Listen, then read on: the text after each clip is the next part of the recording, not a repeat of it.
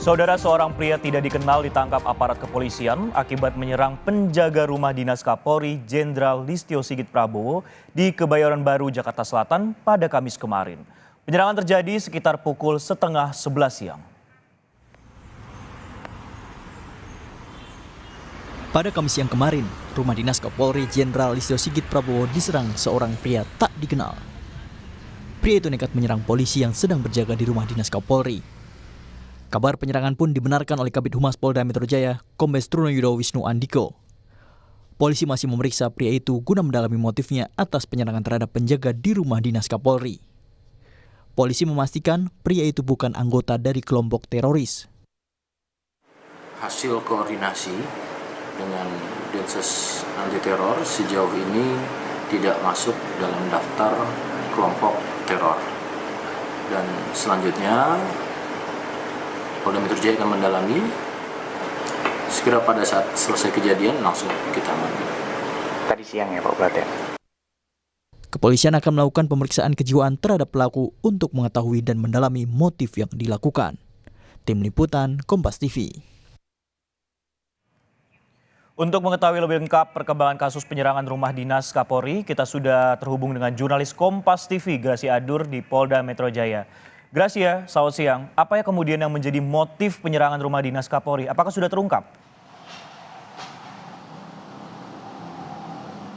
Dari tadi pagi hingga siang ini kami sudah berusaha mengkontak kepada Kabid Humas Polda Metro Jaya untuk mengetahui apa motifnya, tapi masih belum ada jawaban dari Kabid Humas Polda Metro Jaya.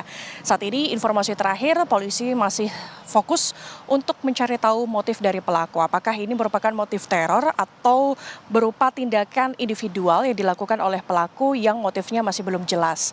Tapi sampai sejauh ini Sisko dan juga saudara, polisi sudah berkoordinasi dengan Densus 88 anti teror untuk mengetahui seperti apa latar belakang dari pria yang melakukan penyerangan di rumah dinas Kapolri ini. Dan hasilnya bahwa pelaku ini tidak tergabung dalam anggota kelompok terorisme, saudara.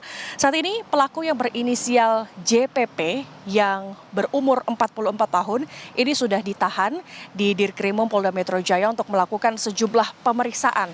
Salah satunya pemeriksaan yang dilakukan adalah melakukan tes kejiwaan untuk mengetahui seperti apa kondisi mental dari pelaku. Sampai saat ini juga masih belum ada jawaban yang disampaikan oleh Kabid Humas Polda Metro Jaya seperti apa hasilnya.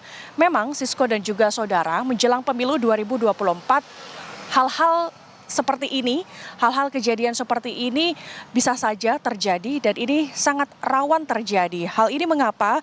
Sehingga ini tidak heran kalau semisal polisi ini langsung berkoordinasi dengan Densus 88 anti teror untuk mengetahui seperti apa latar belakang dari pelaku.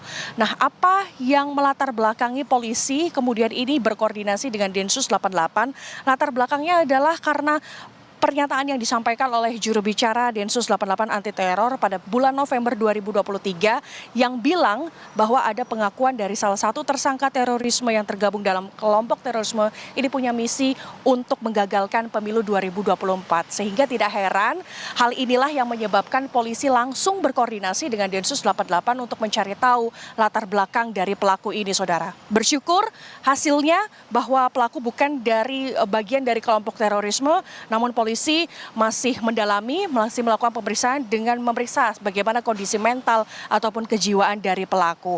Sampai siang ini belum ada jawaban, tapi rencananya nanti sekitar pukul 12:30 siang setelah sholat Jumat, para jurnalis yang saat ini berada di Balai Wartawan ini akan bergerak menuju ke masjid terdekat di Polda Metro Jaya untuk berusaha doorstop dengan Kabid Humas Polda Metro Jaya untuk mencari tahu seperti apa perkembangan dari kasus ini. Sisko.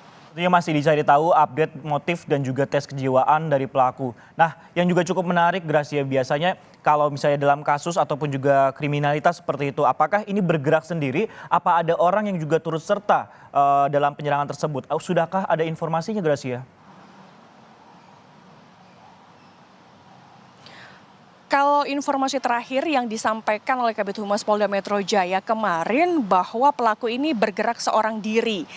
Tapi untuk perkembangan selanjutnya apakah dia ada bergabung dengan organisasi atau apapun, ini juga masih kita tunggu, tetapi yang sudah ditegaskan sebelumnya bahwa pelaku ini bukan merupakan anggota dari salah satu kelompok terorisme, saudara. Namun ini yang masih didalami oleh polisi karena sampai saat ini kronologinya seperti apa, motifnya seperti apa, ini yang juga masih kami tunggu informasinya dari kepolisian. Bahkan untuk bentuk penyerangan yang dilakukan oleh pelaku ini yang juga kami masih gali informasinya, Sisko dan juga saudara. Apakah penyerangan yang dilakukan pelaku ini berupa penyerangan senjata tajam atau bentuk penganiayaan yang dilakukan oleh pelaku terhadap anggota polisi yang sedang berjaga di rumah dinas Kapolri itu, saudara. Namun sebelumnya kalau saya sampaikan sedikit seperti apa kronologinya, bahwa kronologinya ini terjadi pada pukul 10:30 siang atau 10:30 waktu Indonesia Barat di rumah dinas Kapolri yang berada di kawasan Kebayoran Baru, Jakarta Selatan. Saat itu pelaku ini melakukan penyerangan terhadap anggota, saudara. Informasinya juga sampai sejauh ini kondisi di sekitar rumah dinas dari Kapolri ini juga sedang dijaga sangat ketat agar tidak terjadi hal yang serupa. Kita akan tunggu seperti apa, Sisko dan juga saudara, seperti apa pernyataan yang disampaikan oleh Kabid Humas terkait motifnya, kemudian bentuk penyerangannya seperti apa, Sisko. Baik, kami akan nantikan update terkini dari khususnya Polda Metro Jaya terkait kasus penyerangan yang dilakukan oleh orang tidak dikenal di rumah dinas Kapolri. Terima kasih, Gracia Adur.